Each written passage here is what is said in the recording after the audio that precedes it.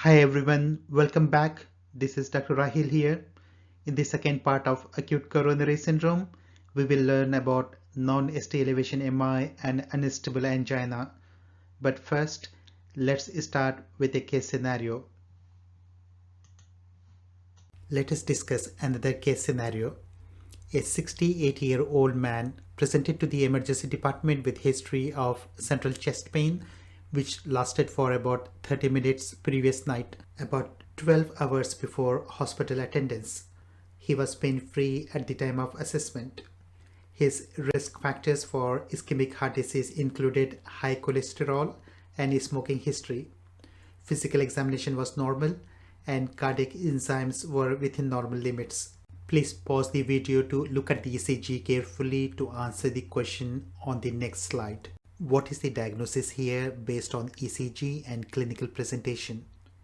Please pause the video to go through the options. The correct answer is option 3, which is unstable angina.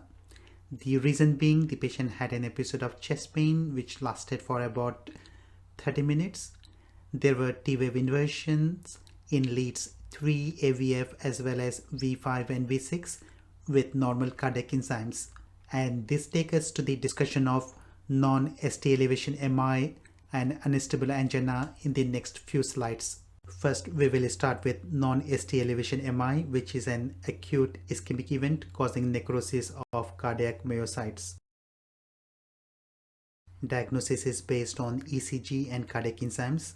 ECG may show ST segment depression or T-wave inversion. However, it may also be normal or show non-specific changes. The distinction from unstable angina is based on cardiac biomarkers. These are elevated at presentation or after several hours in NSTEMI, but are normal on serial measurements in unstable angina.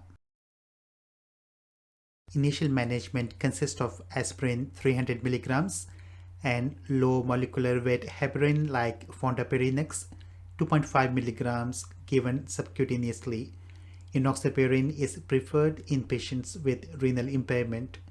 Once diagnosis of NSTEMI is established, patients are commenced on second antiplatelet, which is clopidogrel. This is the example of T-wave inversion on ECG. This is an example of ST depression on ECG. Now coming to unstable angina. This is a type of acute coronary syndrome that is defined by the absence of biochemical evidence of myocardial damage, that is normal cardiac enzymes. The clinical features include prolonged episode of angina that is more than 20 minutes at rest, new onset of severe angina, or crescendo angina, that is angina that is increasing in frequency, longer in duration, or lower in threshold.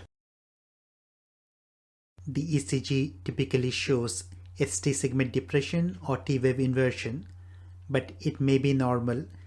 A diagnosis of unstable angina is established if there is no elevation of troponin or creatinine kinase MB enzymes. These enzymes are repeated 6 to 12 hours after the baseline before excluding NSTEMI. Initial treatment consists of aspirin 300 mg and low molecular weight heparin whilst awaiting the results of cardiac enzymes. Once diagnosis is made, patients are considered for early coronary angiography, which guides the need for further interventions like insertion of a stent or bypass surgery.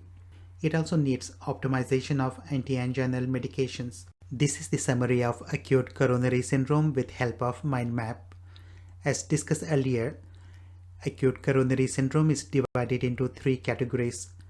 Patient with ST elevation MI has evidence of ST elevation on ECG and raised cardiac enzymes. Primary PCI or thrombolysis is the treatment of choice. In non-ST elevation MI, there are ST depressions or T-wave inversions on ECG. Sometimes ECG can be normal, but the cardiac enzymes are elevated, which is differentiating feature from unstable angina. Patients with NSTEMI should be treated with dual antiplatelets like aspirin, clopidogrel. as well as low molecular weight heparin. Unstable angina is characterized by history of chest pain with normal cardiac enzymes. ECG may show ST segment depression or T-wave inversion, or it can be normal. It is managed with optimization of anti-anginal medications and early coronary angiography, which provides guidance regarding further management. This concludes our topic of acute coronary syndrome. Thanks for watching. Till next time, take care and goodbye.